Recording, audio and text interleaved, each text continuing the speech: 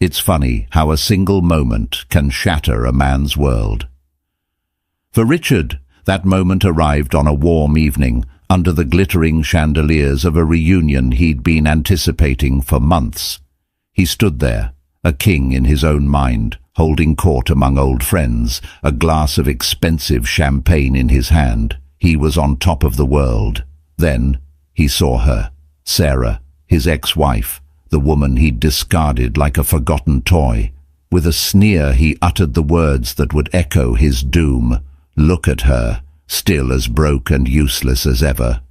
The laughter was instant, but it died just as quickly, because in that exact moment a gleaming black Bentley purred to a stop at the curb, and from it a man of immense power stepped out, turning to offer his hand to Sarah, the useless woman who was about to own Richard's entire world. The ballroom of the Grand Oak Ridge Hotel was a symphony of forced smiles and expensive perfume. 10 years. It had been 10 years since this particular class of hopefuls had been unleashed upon the world, and tonight was a night for showcasing the spoils of that decade-long war. Richard Davenport felt the familiar thrum of superiority coursing through his veins. His suit was Italian, his watch was Swiss, and his confidence was entirely self-made, polished to a blinding sheen. He moved through the crowd, not as a guest, but as a proprietor, his voice a smooth baritone that commanded attention. He was regaling a rapt audience of former classmates, a balding accountant and a frazzled-looking marketing manager, with a story about a hostile takeover he'd recently orchestrated. The details were embellished, of course, his role magnified from a mid-level analyst to the Machiavellian mastermind. "It's about seeing the weakness," he said, swirling the amber liquid in his glass. "You find the crack, the tiny imperfection, and you apply pressure until the whole thing shatters." His audience nodded, their eyes wide with a mixture of envy and admiration. This was Richard's element. He thrived on the validation, on the reflection of his success in the eyes of those he'd long considered his lessers. It was then that he saw her, Sarah. She was standing near the entrance, half hidden by a ridiculously large potted fern, as if she were trying to merge with the foliage. She looked exactly the same. That was his first thought, a dismissive, almost disappointed observation. The same simple dark blue dress that probably cost less than his tie. The same way she held her shoulders slightly hunched, as if apologizing for taking up space. Her hair was longer, falling in soft waves around her face, but she still had that look, a quiet, observant stillness that he had once mistaken for weakness. A pang of something unpleasant, something like irritation mixed with a sour memory, curdled in his stomach. Their divorce had been his decision, a strategic move. Sarah, with her gentle spirit and her baffling disinterest in climbing the social and corporate ladder, had become an anchor. He was a rocket, destined for the stratosphere, and she was dead weight. She'd wanted a quiet life, a small house with a garden, maybe a child or two. She painted in her spare time, delicate, intricate watercolors of flowers and landscapes that he'd called a cute hobby.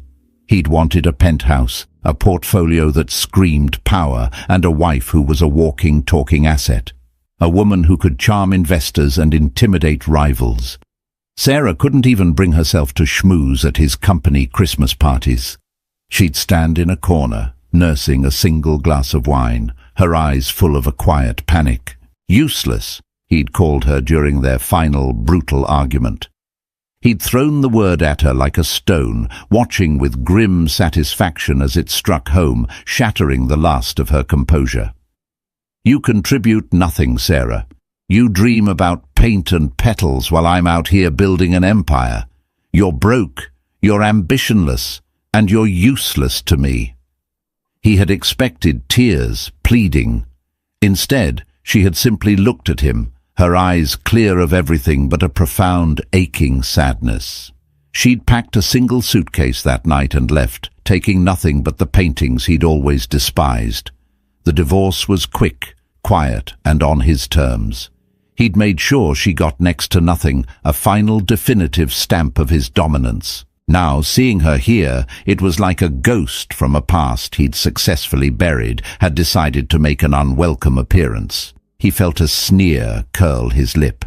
He excused himself from his admirers and began to move towards her, a predator sensing an easy kill. He wanted to see the flicker of fear in her eyes when he approached. He wanted to remind her of what she'd lost, of the world she'd been cast out from. As he got closer, he could see more details. There were faint lines around her eyes he didn't recognize, but they weren't lines of stress. They were laugh lines, and her posture, which he'd initially seen as timid, now looked more like calm.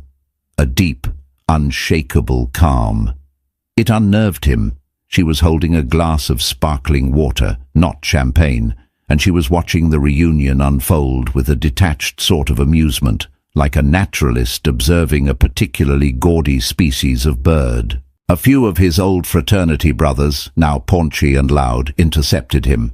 "Richie boy, there he is, man of the hour!" One of them, Mark, bellowed, clapping him hard on the back.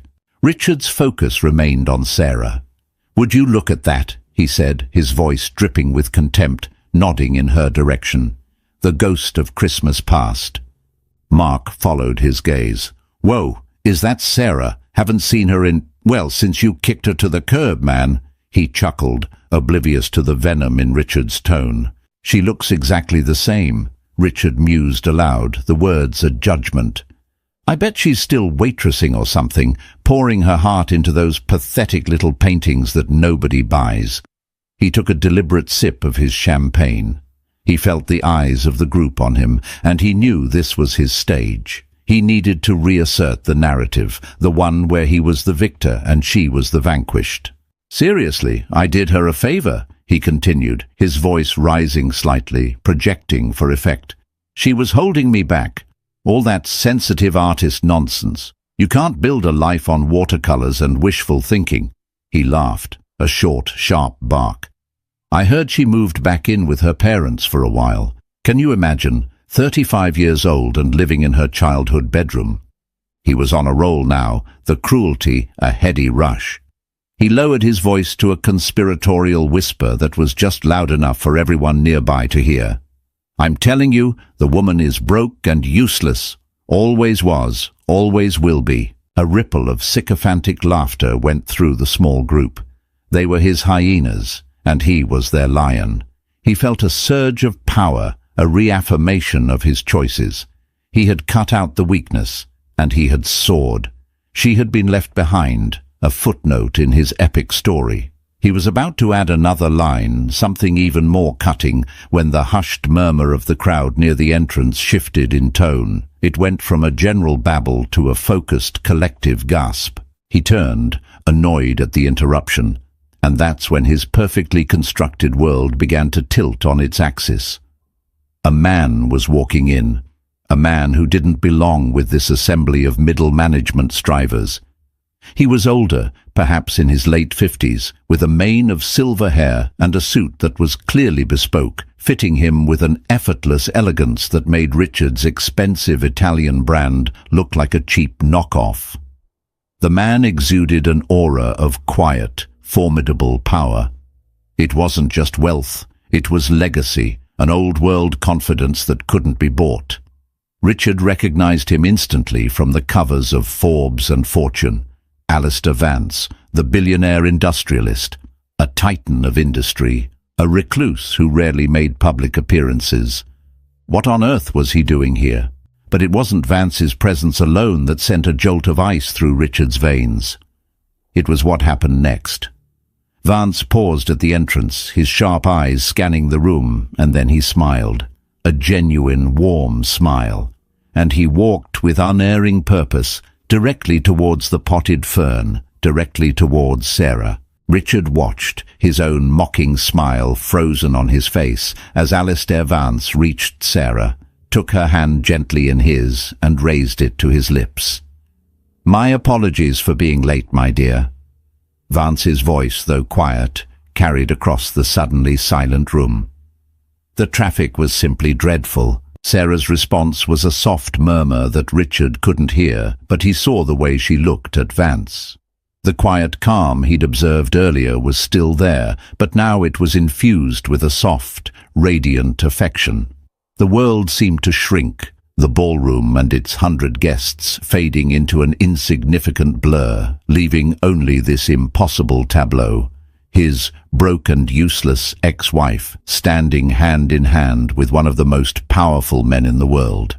And then, the final, heart-stopping blow. Vance gestured back towards the grand entrance. "Shall we? I believe our ride is here." Through the towering glass doors, Richard saw it. It wasn't a taxi or an Uber. It was a car that was the very definition of wealth and power, a machine of impossible beauty and engineering. A long, impossibly sleek black Bentley Mulsanne, its engine purring with a sound like contented thunder.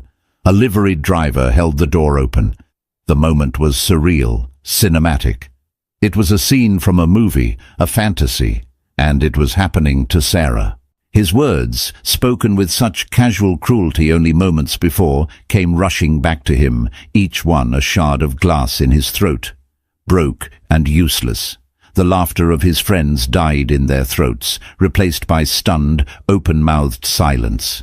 Their eyes darted from the Bentley to Vance to Sarah, and finally to him. He was no longer the lion, he was the fool, the punchline to a joke he had written himself. And as Sarah turned, her gaze met his across the room.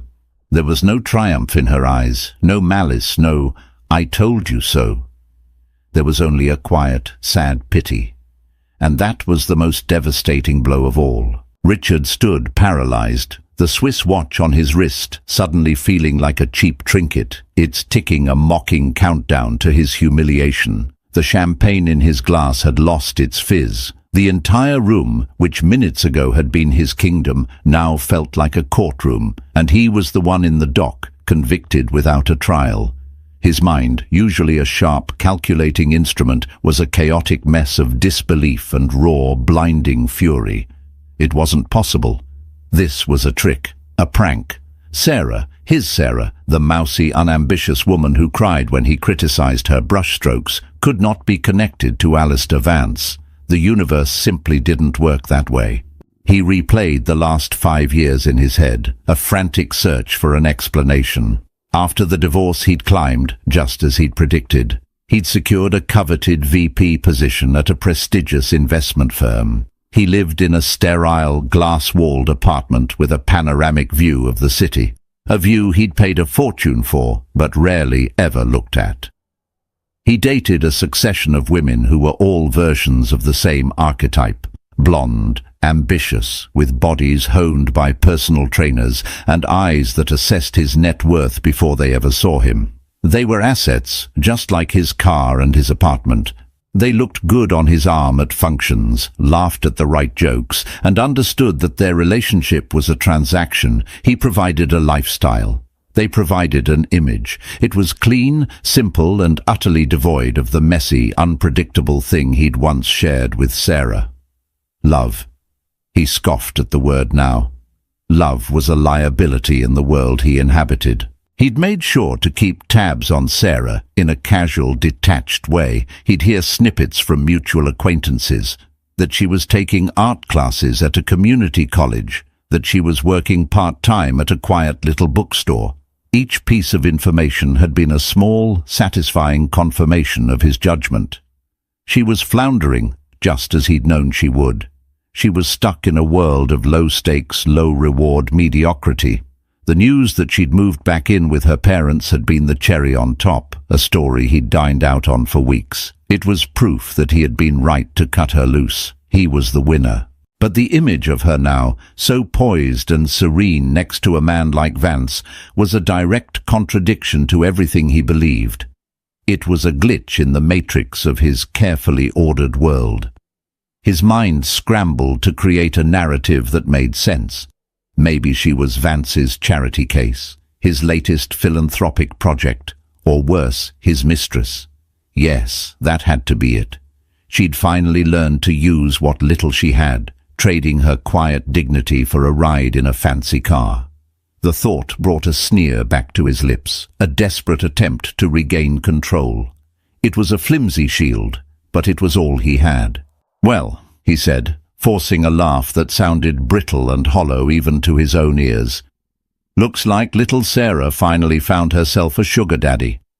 He looked around at his friends, expecting them to join in, to help him rebuild the crumbling facade of his superiority. But their faces were blank. Mark, who had been so eager to laugh at Sarah's expense moments ago, was now staring at the departing couple with an expression of pure awe. The others avoided Richard's gaze, suddenly fascinated by their own shoes. The hyenas had scattered. The lion was alone. The silence in the ballroom was deafening. The DJ, sensing the dramatic shift in the atmosphere, had let the music fade out. Everyone was watching him. He could feel their judgment, their pity. He, Richard Davenport, who prided himself on always being 3 steps ahead, had been made a fool of. And by whom? By Sarah, the woman he deemed insignificant. He felt a hot, choking wave of shame rise up his neck. The story he'd told himself for years, the one where he was the protagonist on a hero's journey and she was the collateral damage, was a lie. He hadn't just misjudged her, he had failed to see her at all. He had looked at her and seen only what she lacked from his perspective: ambition, ruthlessness, a hunger for status.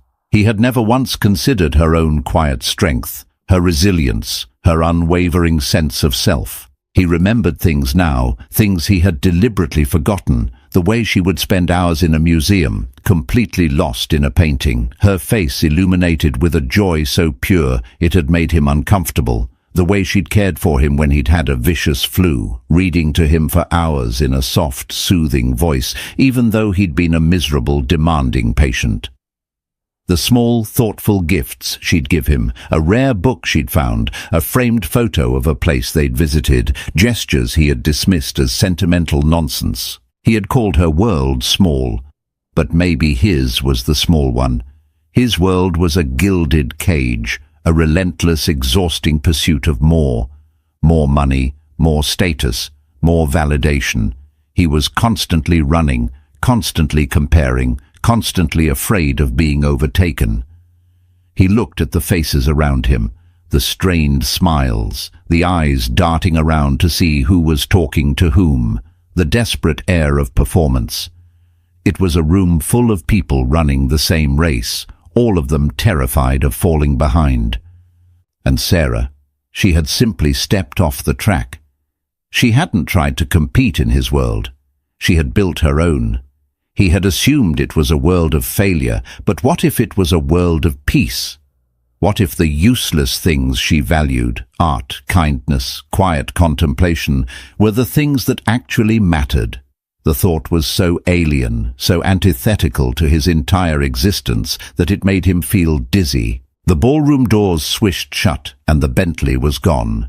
The spell was broken.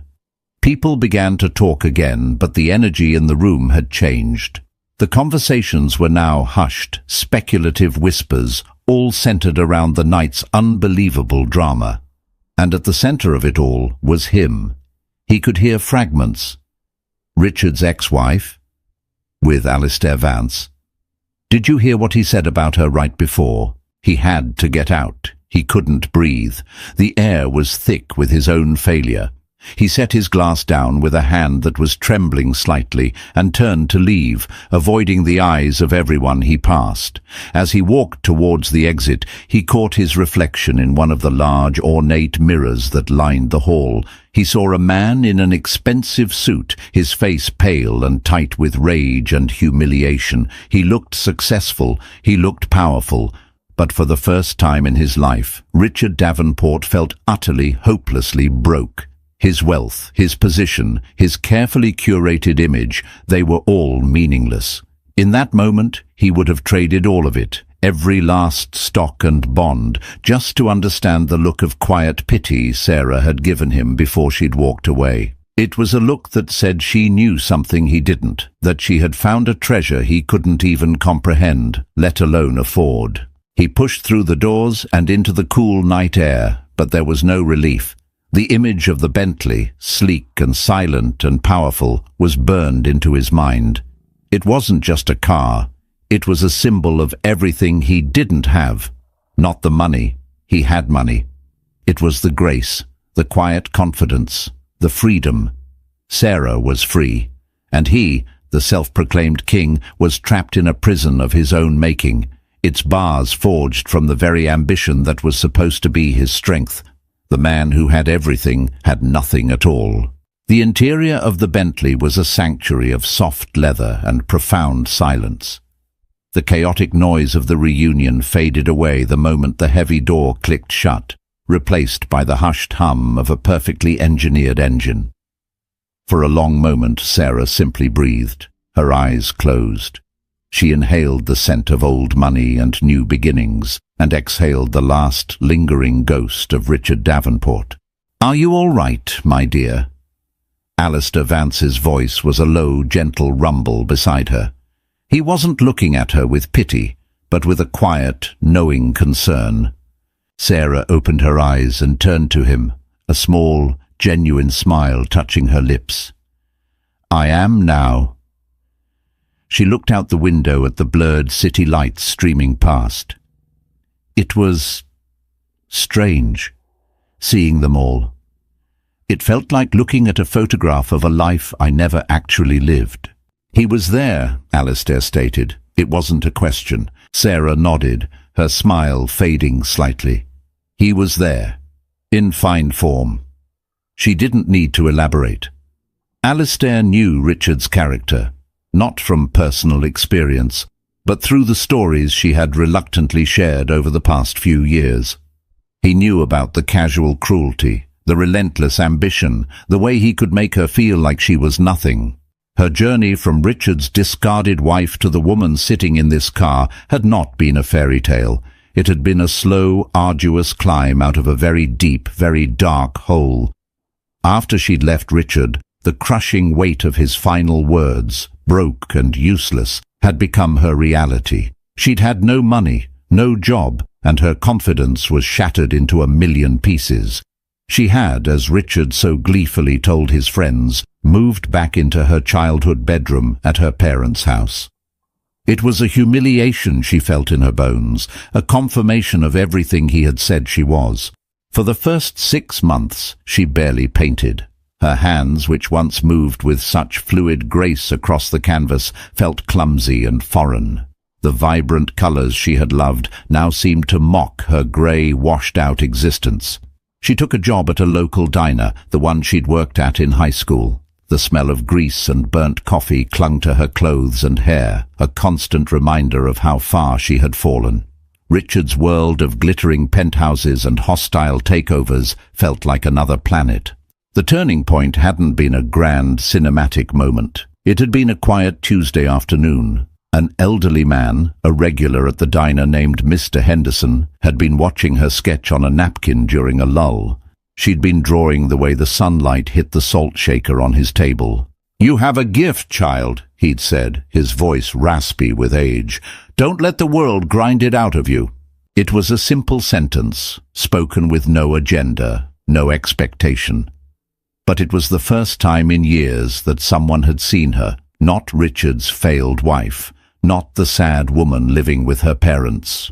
They'd seen the artist.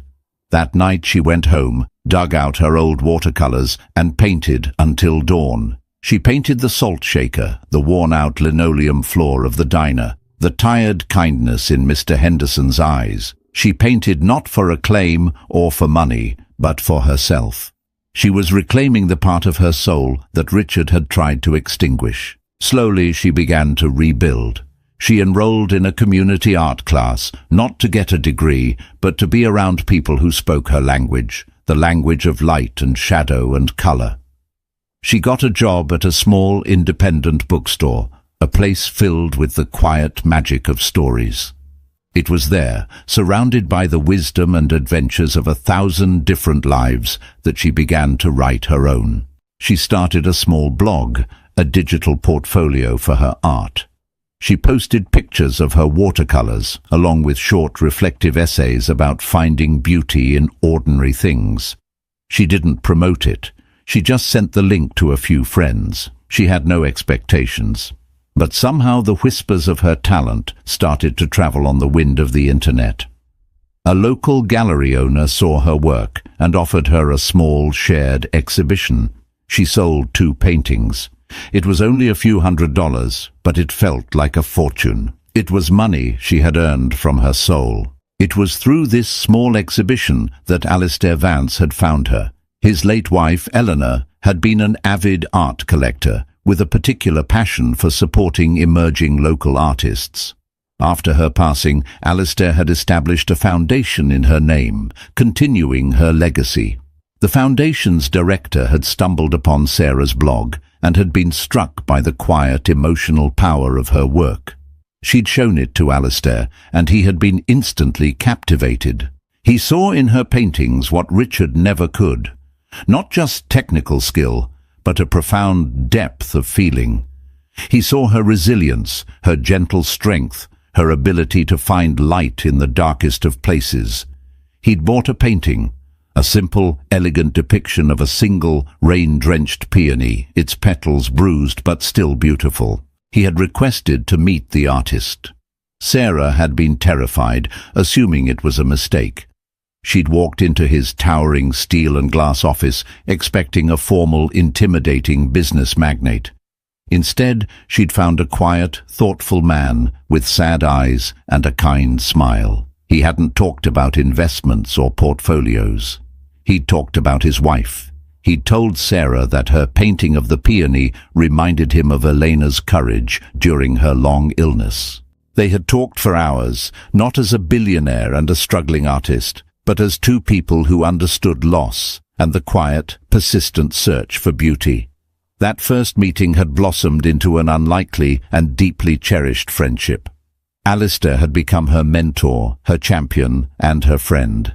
He never gave her handouts. Instead, he gave her opportunities. He commissioned a series of paintings for the Foundation's headquarters.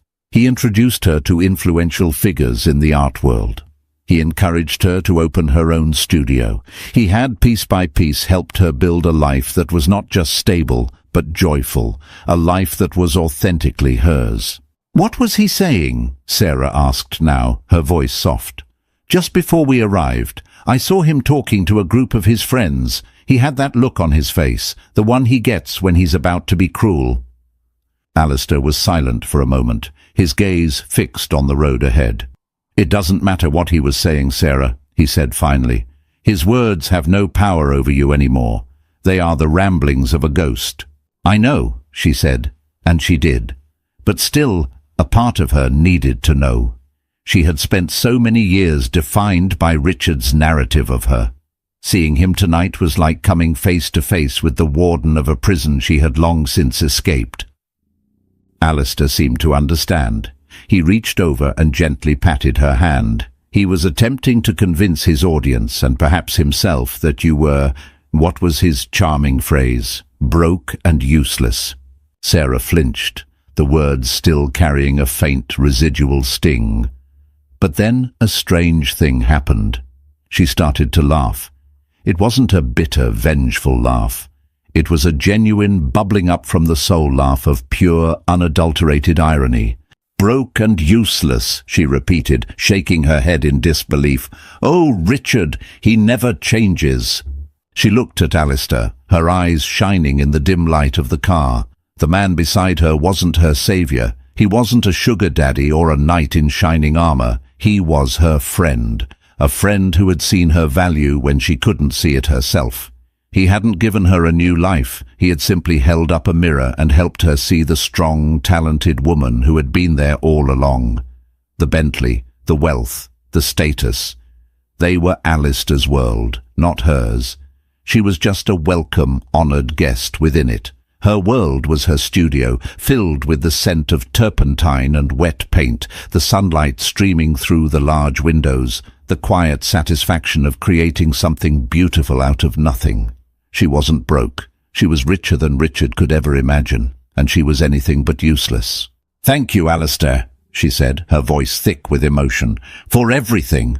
"Nonsense, my dear," he replied, his eyes crinkling at the corners as he smiled.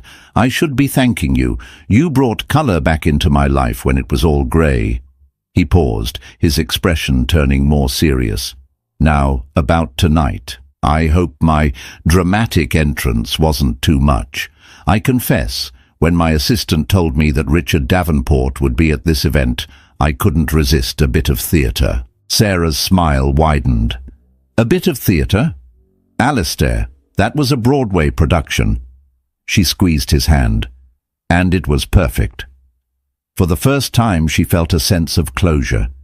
She hadn't needed to say a word to Richard. Her life, the beautiful, fulfilling, art-filled life she had built for herself, had said it all. The air in the ballroom was thick with unspoken questions. Richard's grand performance had been upstaged, his narrative hijacked by a reality so stunning it defied belief. He had drawn a caricature of Sarah, a pathetic, struggling artist, and the world had responded by presenting a masterpiece.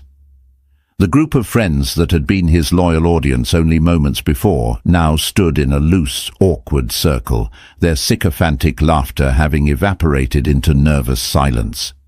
They were looking at him, but their thoughts were clearly elsewhere, replaying the impossible scene they had just witnessed. Richard felt a desperate need to regain control, to spin this, to reshape the narrative back in his favour. He straightened his tie, a gesture of defiance against the chaos churning inside him. "Well," he began, his voice a strained imitation of his usual confident drawl, "I suppose even a blind squirrel finds a nut once in a while. Vance probably saw one of her sad little paintings and took pity on her. He was throwing stones at a fortress, and he knew it. The words sounded pathetic, reeking of sour grapes." Mark, ever the follower, tried to latch on. "Yeah, I mean, what does a guy like Vance want with her?" But his voice lacked conviction. The image of Alistair Vance, a man who could buy and sell entire countries, kissing Sarah's hand with such genuine reverence was too powerful to be dismissed so easily. It was in this moment of Richard's desperate flailing that the ballroom doors opened again. A wave of silence washed over the room as every head turned. It wasn't Alistair and Sarah returning. It was a young woman in a sharp, professional blazer, holding a tablet. She scanned the crowd, her expression calm and businesslike. "Excuse me," she said, her voice clear and professional, easily cutting through the quiet hum of the room. "I'm looking for Mr. Richard Davenport." A spotlight of collective attention swung to Richard. He felt a prickle of unease. Who was this woman? He didn't recognize her. "I'm Richard Davenport," he said, stepping forward, his bravado returning slightly. Perhaps it was a business matter, a chance to reassert his importance. The woman walked towards him, her heels clicking purposefully on the polished floor. She stopped a few feet away and looked at him, her gaze neutral, almost clinical. "Mr. Davenport, my name is Amelia Hayes. I'm a junior partner with Vance Industries' legal department." Vance Industries. The name hit the room like a thunderclap. Richard's heart began to hammer against his ribs. "Legal department? What is this about?" Amelia Hayes didn't answer immediately. Instead, she glanced around the room at the stunned faces of Richard's classmates. It was a deliberate theatrical pause. She was making sure she had everyone's full attention. Mr. Vance was under the impression that this was a private alumni event. However, given the public nature of certain statements made this evening, he felt a more formal clarification was in order. Richard's blood ran cold. "Statements? I don't know what you're talking about." He was lying, and he knew everyone in the room knew it. The memory of his words, broke and useless, screamed in his mind. Amelia raised an eyebrow, a flicker of something that might have been disdain in her eyes. "Mr. Vance has a keen interest in protecting the reputation of his business partners, Mr. Davenport, especially his most valued ones." The phrase hung in the air. Business partners. The room was so quiet you could hear the clink of ice in a forgotten drink across the hall. Amelia continued, her tone remaining cool and professional, but her words were like surgical strikes. "I believe the words you used to describe Miss Sarah Jensen just prior to Mr. Vance's arrival were broke and useless. Is that correct?" Richard was cornered. To deny it would be pointless. A dozen people had heard him. He could only stand there, mute, his face turning a blotchy red. "I thought so," Amelia said, a faint, mirthless smile on her lips. "Mr. Vance asked me to come in and correct the record. You see, Ms. Jensen is not broke. Far from it. In fact, for the past 2 years, she has been the sole proprietor of S.J. Artistry, a design firm that has been on exclusive retainer with Vance Industries." A collective gasp went through the room. Richard felt as if the floor had fallen away beneath him. S.J. Artistry? Sarah had her own firm? "Her pathetic little paintings, as I believe you also called them," Amelia went on, her gaze unwavering, "have become the cornerstone of our new global marketing campaign. Her designs are featured in our luxury hotel chains, our private aviation interiors, and our international print media. Her work has a quiet power, an authenticity that resonates with our clientele. It's been remarkably successful." She tapped her tablet. Last fiscal year, S.J. Artistry's contract with Vance Industries was valued at 7 figures. This year we expect that to double. 7 figures. The number echoed in the cavernous silence of the ballroom. 7 figures. More than Richard made in 3 years of his soul-crushing, high-pressure job. The balding accountant he'd been lecturing earlier looked like he might faint. Amelia wasn't finished. She took a step closer, lowering her voice slightly, though it still seemed to carry to every corner of the room. "And as for Ms. Jensen being useless, Mr. Vance finds her contributions to be anything but. She is not just a contractor, Mr. Davenport. She is one of the most gifted and insightful creative partners he has ever worked with. It was her vision that reshaped the aesthetic of our entire brand. She is also the head of the selection committee for the Elena Vance Art Foundation, a position that gives her stewardship over a $50 million endowment for emerging artists." $50 million. The foundation. Richard remembered Sarah mentioning it, her eyes lighting up as she talked about helping young artists who were struggling like she had. He'd dismissed it as another one of her little charity hobbies. He hadn't understood. He hadn't understood any of it. Amelia Hayes let the information settle, allowing the full weight of Richard's humiliation to crush him. The unveiling was complete. This wasn't just a personal triumph for Sarah, it was a professional annihilation of Richard.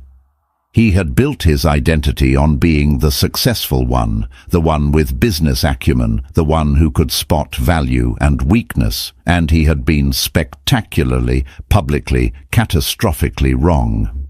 He hadn't just misjudged his ex-wife, he had failed to recognize a multi-million-dollar talent that was sitting right in front of him. He, the master of the hostile takeover, had been subject to the quietest, most elegant, and most devastating takedown imaginable. Mr. Vance wanted to ensure there were no further misunderstandings, Amelia concluded, her professional mask firmly back in place. He is a very private man, but he is fiercely protective of his people. Have a pleasant evening, Mr. Davenport. With a final, dismissive nod, she turned and walked away, leaving Richard standing in the center of the room, utterly exposed. The whispers started immediately, a tidal wave of gossip and schadenfreude. He was no longer the king of his high school reunion. He was a cautionary tale, a joke, the man who had thrown away a diamond because he was too stupid to realize it wasn't a rock. He looked around at the faces of his classmates, and he saw it. Not envy, not admiration. He saw contempt, and worse, pity, the very same pity he had seen in Sarah's eyes. He finally understood. Her value was never tied to him. Her success wasn't a reaction to him. It had been born in spite of him. She hadn't needed to find a billionaire to save her. She had become a force in her own right. The billionaire had simply been smart enough to recognize it. The moments after Amelia Hayes's departure were a blur of fractured images and muffled sounds for Richard. The ballroom, once a stage for his triumph, had become a coliseum, and he was the defeated gladiator, left to the mercy of the crowd. Their whispers were the jeers, their stares the pointed thumbs down. He felt stripped bare, his armor of arrogance and success ripped away, leaving only the soft, vulnerable flesh of his ego, now riddled with wounds. His so-called friends, the ones who had laughed at his cruel jokes, now treated him like a contagion. Mark physically took a step back, as if proximity to Richard's failure might be catching. Others busied themselves with their phones, suddenly engrossed in non-existent emails, their bodies angled away from him. The circle of his court had dissolved. He was an outcast, a pariah in a world that only respects winners. He had to escape. He turned, his movements stiff and robotic, and walked towards the exit. No one tried to stop him. No one offered a comforting word. The path cleared before him as if he were a leper. The sound of his own footsteps on the marble floor was unnaturally loud, each one a hammer blow to his shattered pride. He pushed through the doors into the lobby, his breath coming in ragged gasps. The cool, conditioned air did nothing to quell the fire of shame burning in his chest. He saw them then, standing near the valet stand. Sarah and Alistair Vance. They weren't leaving. They were waiting. Alistair was speaking quietly to the liveried driver, who was nodding respectfully. Sarah was standing a few feet away, looking at a large, abstract painting on the lobby wall. She was completely absorbed, her head tilted, a familiar look of intense concentration on her face. It was the same look she used to get when studying a flower petal before painting it. She was in her own world, a world of color and form, seemingly oblivious to the social detonation that had just occurred in the ballroom. As if sensing his presence, she turned. Her eyes met his. The pity was still there, but now it was layered with something else. A deep, resonant sadness, not for herself, but for him. Richard's legs carried him forward, propelled by a desperate, self-destructive need for confrontation. He needed to say something, anything, to try and reclaim a shred of his dignity, to prove that he was not the fool everyone now thought he was. "What was that?" he demanded, his voice hoarse. He was addressing Sarah, but his glare was fixed on Alistair Vance. "That whole performance in there, what was it? Some kind of sick revenge plot?" Alistair turned slowly, his expression unreadable. He was a man accustomed to dealing with loud, angry men like Richard. He was utterly unfazed. "Revenge, Mr. Davenport. That would imply that you are significant enough to warrant such an effort." The words were delivered quietly, without heat, but they were more cutting than any shout. "You set me up," Richard accused, his voice rising. "You and her. You planned this whole thing to humiliate me." Sarah finally spoke, her voice as calm and steady as a deep river. "No, Richard, we didn't." She took a step forward, closing the distance between them. "You humiliated yourself. All we did was tell the truth." "The truth?" he scoffed, a bitter laugh escaping his lips. "The truth is you were nothing when I left you. You were a waitress living with her parents. And now what? You're some kind of art mogul. It's a lie. He's propping you up." He pointed a trembling finger at Alistair. "Do you really believe that?" Sarah asked, and the question was so genuine, so devoid of anger, that it stopped him cold. "After all these years, do you still think so little of me? Do you still see me as so completely incapable?" Her words pierced through his rage, hitting something deeper, something he hadn't acknowledged in years. He remembered their early days, before his ambition had consumed him. He'd been proud of her art then. He'd bragged to his friends about her talent. He'd loved watching her paint, her face smudged with color, her eyes alive with passion. When had that changed? When had he started seeing her passion as a liability instead of a gift?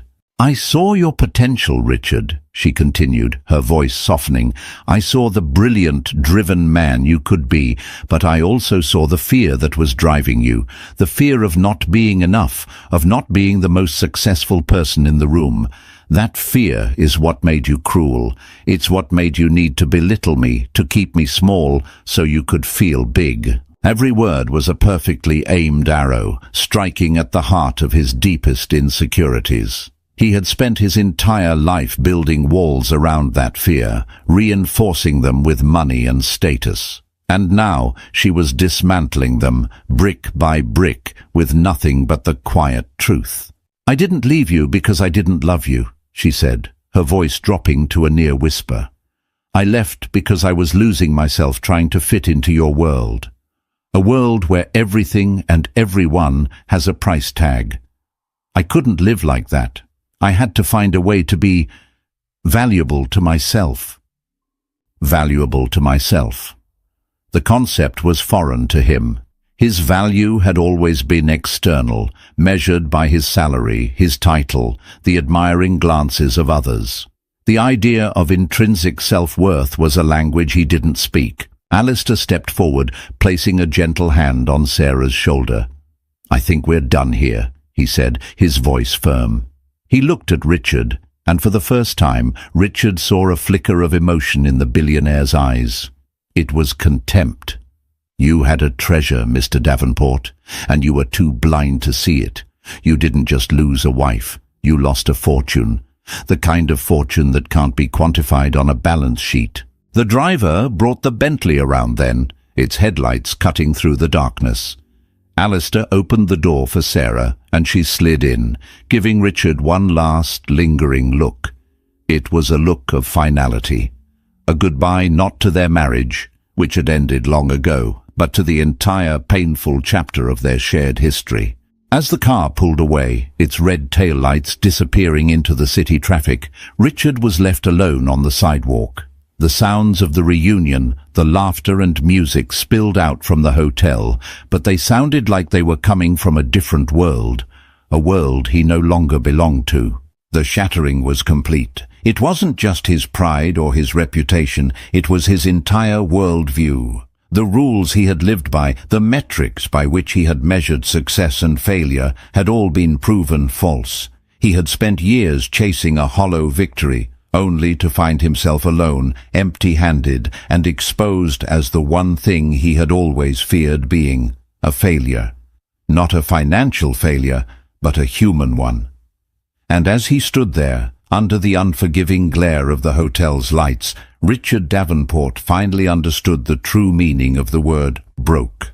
The drive away from the hotel was silent for a long time. Sarah watched the city lights paint fleeting patterns across Alistair's stoic profile. The adrenaline from the confrontation with Richard was beginning to fade, leaving behind a hollow ache of what-ifs and what-used-to-bes. It wasn't triumph, she felt, but a profound and weary sense of release, like a patient finally breathing on their own after a long, suffocating illness. "His face," she murmured more to herself than to Alistair. "He looked so lost." "Some men build their houses on fault lines, my dear," Alistair said, his eyes still on the road.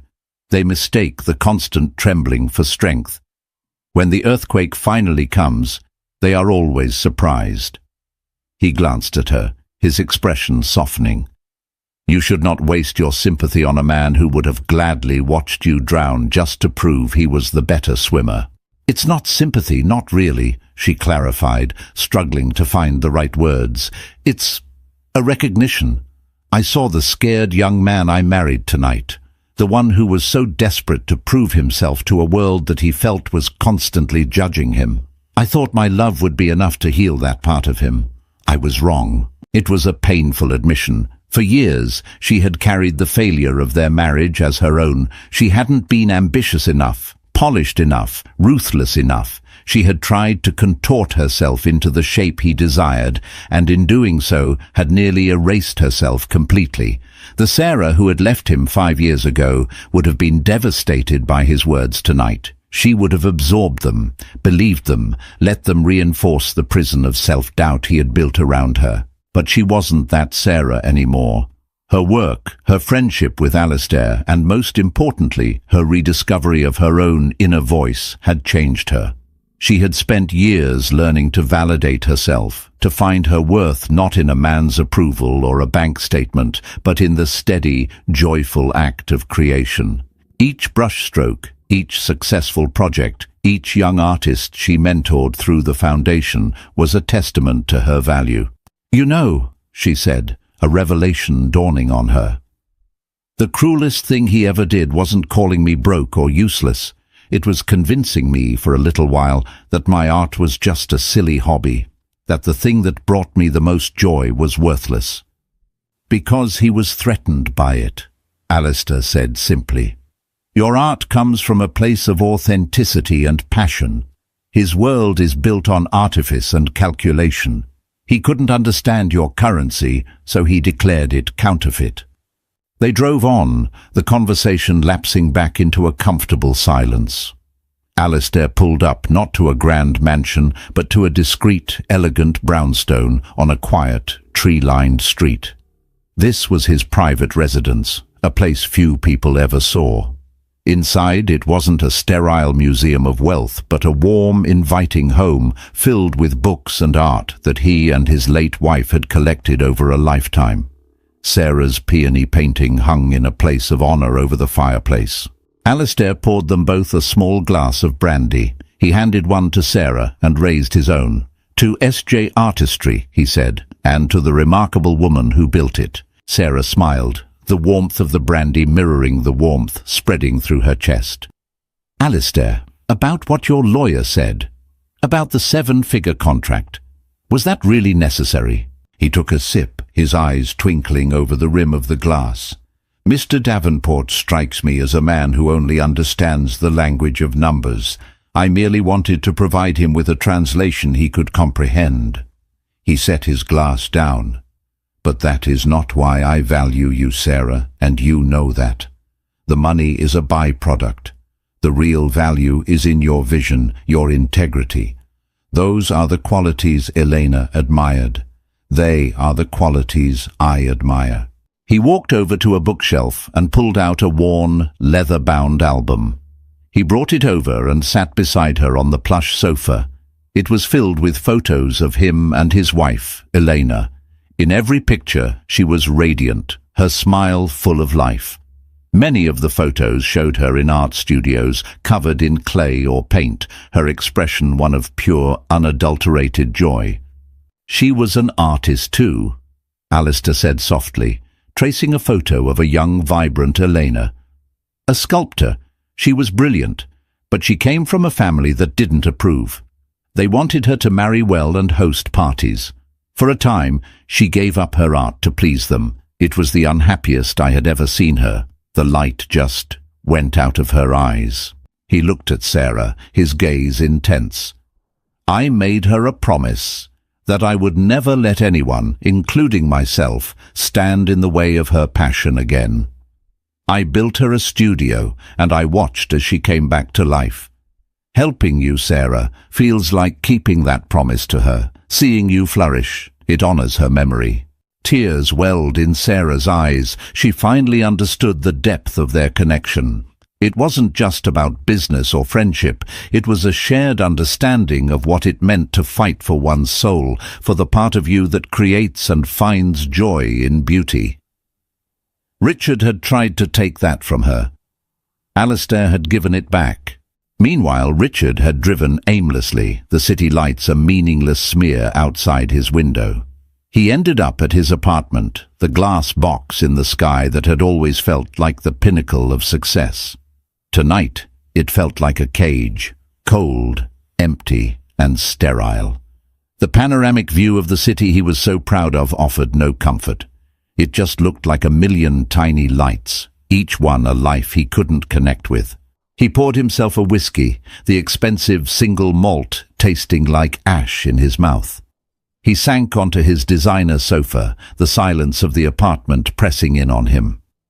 For the first time, he was forced to look at himself without the filter of his success, and he didn't like what he saw. Sarah's words echoed in his mind. the fear of not being enough. She had seen right through him. His whole life had been a frantic, desperate race to outrun that fear. He had accumulated wealth, power and status like a shield, but it was a shield made of glass. Tonight, Sarah had shattered it with a single quiet truth. He thought about their marriage. He had rewritten the history to fit his narrative. He was the ambitious one. She was the dead weight. But now, the real memories came flooding back. The laughter, the shared dreams they'd had when they were young and poor, the way she believed in him before he even believed in himself. He had taken her belief, used it as fuel for his own ambition, and then discarded her when he thought he no longer needed it. He had called her useless. The irony was a physical pain. She had built a business based on the very thing he'd despised. She had created value, real, tangible value, from her passion. And he? What had he built? A portfolio? A collection of assets? He hadn't created anything. He just moved money around. He was a parasite feeding off the creations of others. The reckoning was brutal. He had won the race he'd set for himself, but he'd lost everything that mattered along the way. He was rich, successful, and completely, utterly alone. He looked around the vast, empty apartment, and the silence was his answer. This was the empire he had built, an empire of one, and its king was the loneliest man in the world. He dropped his head into his hands, the whiskey glass falling from his numb fingers and shattering on the polished concrete floor. The sound was deafening. The sun rose over the city, casting long shadows and painting the sky in hues of soft pink and orange. Colors that Sarah, for the first time in a long while, didn't feel the immediate urge to capture on paper. She stood on the small balcony of Alistair's brownstone, a mug of coffee warming her hands, watching the world awaken. The night had been a tempest, a churning sea of past and present, but the morning had brought with it a profound, deep-seated calm. The final ghost had been laid to rest. Alistair joined her, handing her a small, elegant box. "A thought," he said simply. Inside, nestled on a bed of velvet, was a key. It was ornate, old-fashioned, with the letters EVF intricately carved into its head. "The Elena Vance Foundation," Sarah breathed, looking at him with wide, questioning eyes. "The board had its final vote yesterday afternoon," Alistair explained, leaning against the railing beside her. "They have unanimously approved the proposal to make the head of the selection committee a permanent executive directorship. Full autonomy over the endowment, the programs, everything. It's no longer a position, Sarah. It's an institution. And it's yours, if you want it." It was an offer that would change her life irrevocably. It meant security, prestige, and the power to help hundreds, perhaps thousands of artists. It was the kind of validation that the old Sarah would have wept for. It was a seat at a very powerful table. She looked at the key in her palm. It felt heavy, laden with responsibility and expectation. For a moment she pictured the life it represented. Board meetings, fundraising galas, a world of influence and importance. It was a good world, a world where she could do immense good. But it was still, in its own way, a world of structure, of rules, of other people's expectations. Then she thought of her studio, the glorious, chaotic mess of it, the smell of linseed oil and fresh coffee, the way the dust motes danced in the afternoon light, the sublime, solitary joy of facing a blank canvas, a universe of possibility at her fingertips. That was her church. That was her home. She closed her hand around the key and turned to Alistair, her expression one of immense gratitude and newfound clarity. "Alistair, I am more honored than I can possibly say, and I will gladly continue to head the committee to pour my heart into finding and nurturing new talent, but I must do so as Sarah Jensen, artist." She saw a flicker of surprise in his eyes, quickly replaced by a deep, knowing respect. "I can't become an institution," she explained, her voice finding a new strength. "My value, my vision, everything you admire in me, it comes from my work. It comes from the studio. If I give that up, I'll lose the very thing that makes me, me. I can't trade my freedom, not even for this. I spent too long fighting to get it back.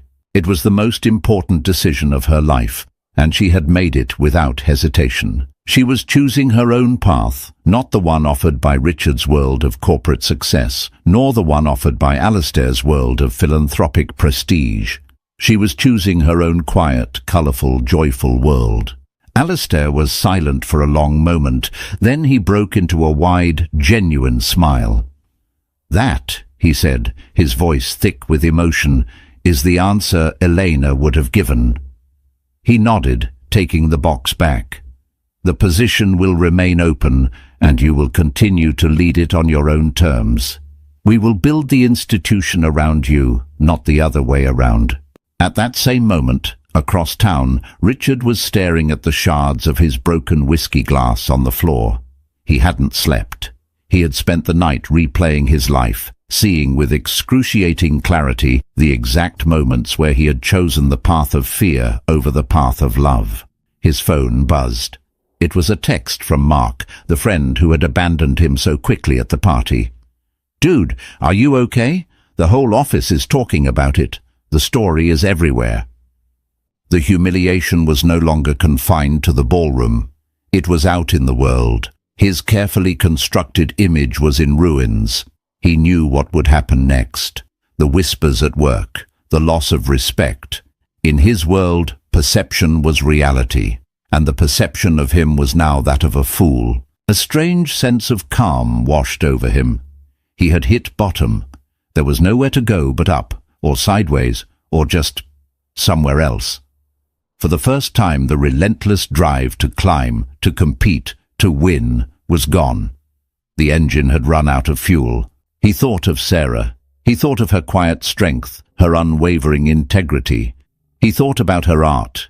He went to his laptop and with trembling fingers typed SJ Artistry into the search bar. Her website bloomed on his screen. It was beautiful, clean, elegant, and filled with her work. There were the familiar flowers and landscapes from their early days, but they were different now. Bolder, more confident. There were also powerful abstract pieces, swirling with complex emotions. And then there were the designs she'd done for Vance Industries, sleek, sophisticated, and utterly brilliant. He clicked on her About page. There was a photo of her in her studio, smiling, a smudge of blue paint on her cheek. She looked happy, genuinely, radiantly happy. He read her bio. It spoke of her journey, of finding her voice, of the belief that art could bring beauty and meaning to a chaotic world. It didn't mention him. There was no bitterness, no reference to a painful past. It was as if he were an insignificant footnote, already erased. He had spent 5 years believing she was living in his shadow. The truth was, she hadn't been in his shadow at all. She had been standing in her own light the entire time. Richard closed the laptop. The path forward was terrifyingly unclear. He had lost his compass, his map, his entire reason for running the race. But as he looked out at the sunrise, the same sunrise Sarah was watching from her balcony, he felt a flicker of something he hadn't felt in a very long time. It wasn't ambition, it wasn't pride. It was a tiny, fragile seed of hope. The hope that maybe, just maybe, it wasn't too late to find a different path. A path where value wasn't measured in dollars, but in truth. A path where he might one day be able to look in the mirror and not see a failure, but a man who was finally, painfully, beginning to understand. The reckoning had been brutal, but it was also a gift. It was the chance to start again. Sarah left Alistair's home and took a taxi not to her apartment, but to her studio. She unlocked the door, and the familiar, comforting smell washed over her. The morning light was streaming through the large industrial windows, illuminating the beautiful chaos within. Canvases in various stages of completion were propped against the walls. Jars bristling with brushes stood on wooden tables. She walked to the center of the room and looked at the large blank canvas sitting on her main easel. A new day, a new beginning, a new creation. She was not the broke and useless woman from Richard's story. She was not the powerful executive from Alistair's offer. She was a creator, a painter. She was the author of her own life, and today she had a beautiful blank page to fill. She picked up a brush, dipped it in a vibrant sun-yellow paint, and began. So, what would you have done? If you were Sarah, would you have accepted the executive position at the foundation, securing a future of power and influence to do good in the world? Or would you have made the same choice she did, turning it down to protect the very artistic freedom that had saved you? Let us know in the comments below.